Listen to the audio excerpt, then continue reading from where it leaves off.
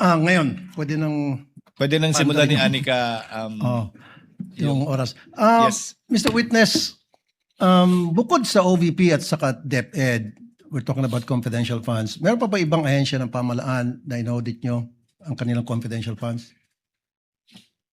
Based on the GAA po, meron may mga other agencies na may allotment for confidential fund. Kaya nga, meron kayong mga na-audit.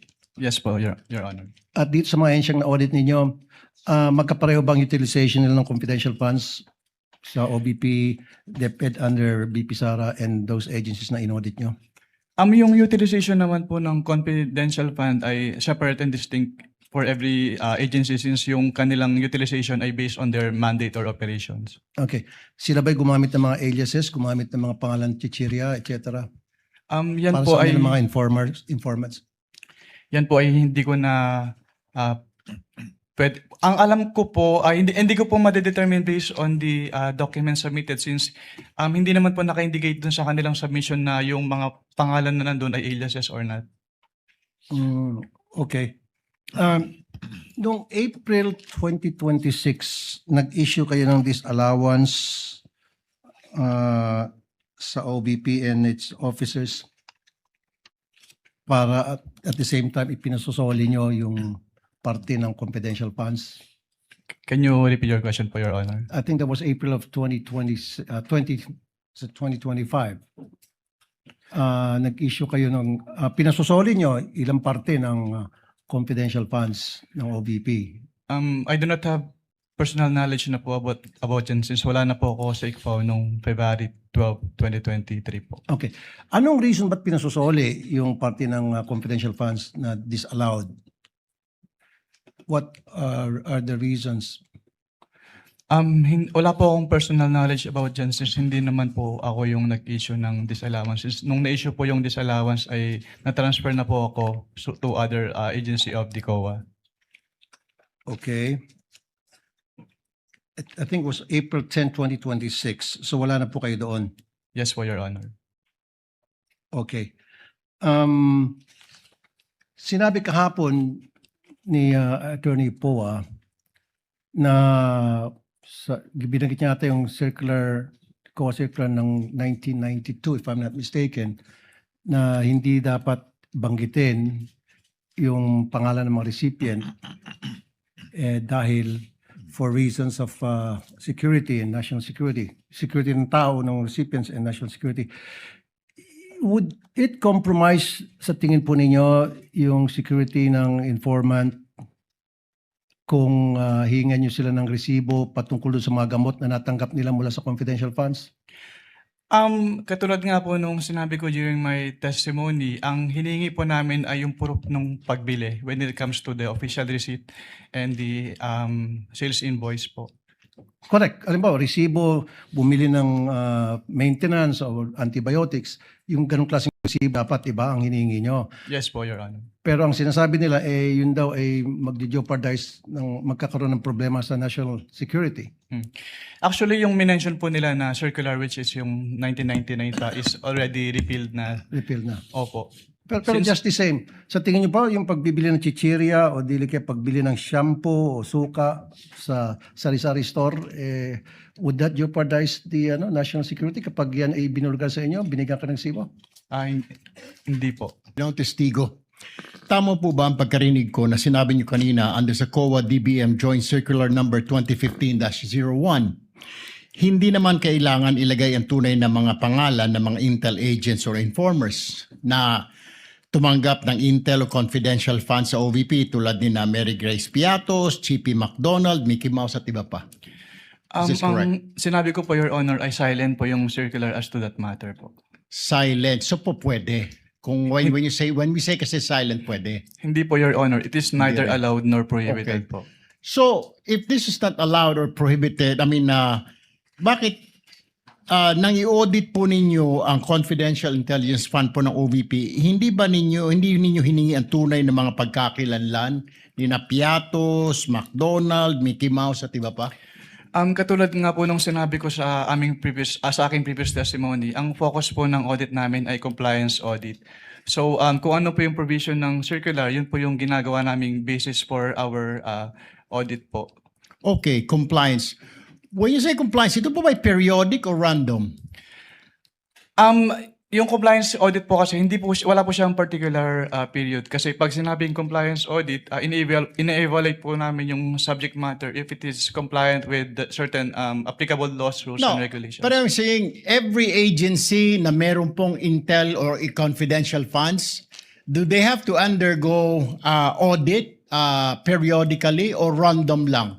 Dahil marami po tayong ahensya ng gobyerno na may mga intelligence confidential fund na hindi naman dapat. Ang audit po namin ay based dun sa liquidation documents po na sinasubmit nila. Oh, pero is it periodic ba? Kailangan bawat agency na i-liquidate niya yung kanya i-audit ninyo yung kanya paggastos ng intel or confidential fund? Yes po, Your Honor. Yung kanilang kailangan... So it's periodic, it's not random. Yes po, Your Honor. Okay. Kung kaduda-duda na po ang disbursement ng OVP, obvious naman, sabi niyo po, di po ba, yung mga medicines, mga pangalan ng tao, bakit hindi po ninyo pa sinampahan ang kaso sa ombudsman ng OVP?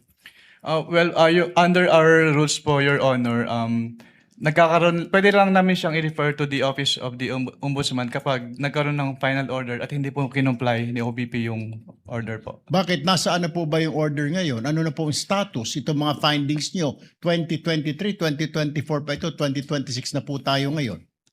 Wala po akong personal knowledge about sa status po since hindi na po ako connected sa ICFAO.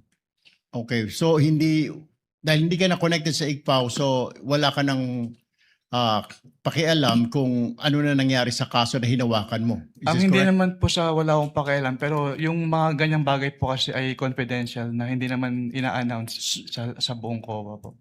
Ayun. So, ibig sabihin, hindi mo na alam at hindi mo rin alam kung bakit hindi kinasuhan or ni-refer sa ombudsman itong issue na ito. Yes po, Your Honor. Mr. Witness, napansin po ba ninyo na yung isang acknowledgement receipt na 220,000 para sa payment of reward, parenthesis, various goods, para kay TJ Verano, 220,000 po ito. Ang date po ng receipt ay December 22, 2026. Samantalang ang expenditure ay para sa taong 2022. Typo error po ba ito o minadali ang paggawa ng AR? 2026 po, Your Honor. 2026 po. Ang acknowledgement receipt. December. 2022 acknowledgement receipt. Ayan po. Para sa 2022 po yata ito. Is this typo error or sa tingin ninyo ay minadali? Nagkaroon po kami ng findings about dyan, Your Honor. Lahat po nung ARs po na nakadate po, na hindi po nakadate ng 2022, na isama po namin doon sa aming notice of suspension po. Okay. Pero ang pirma po dito ni TJ Verano po, may pirma po nito, di po ba? Based on that document po, it appears na si TJ Verano po. So, dinate niya po ng 2026, in advance niya na? Or move forward niya po to 2026? Ang pagtanggap po ng goods, December 22, 2026, para sa 2022 po ito. Yes po, kaya po kami nagkaroon ng findings about dyan, Your Honor. Okay. So, question ho ninyo. Opo, kinwestiyon po namin. Pangalawang katanungan ko po, pinajustify niyo po ba sa OVP bakit gumastos ito ng 2 milyon kada araw para sa safe house? Ito po ba isang safe house lang o maraming safe houses? Sumagot po ba ang Office of the Vice President? Based on the documents submitted to us, hindi po namin madedetermine kung ilan yung safe houses na pinagamitan po. Pero sumagot po ba siya? Pinajustify niyo po ba? I mean, 2 million per day, sobrang laki. Hotel na po yata yung nirerenta po nito. Ganito kalaki, sobra pa. Hindi po namin pinajustify, Your Honor, since wala naman pong threshold dun sa joint circular as to the amounts. Na yung 2 million. So, hindi po unusual para sa inyo na magrenta po ng safe house sa 2 million per day dito sa Pilipinas? Since tulad nga po nung sinabi ko kanina, we follow our audit based on the provisions po ng joint circular, pero wala naman pong threshold as to the amounts of joint circular, kaya wala po kaming findings as to that. So, tama po si Senator Judge Lacson na binibase nyo lang po talaga sa mga documents po, wala po kayong physical audit. Yes po, Your Honor. All right. Based po sa experience ninyo, may mga government offices ba na ino-audit po ninyo na hindi tinatanggap ang audit observation memo, AOM? May mga as on auditor or sumasagot silang lahat?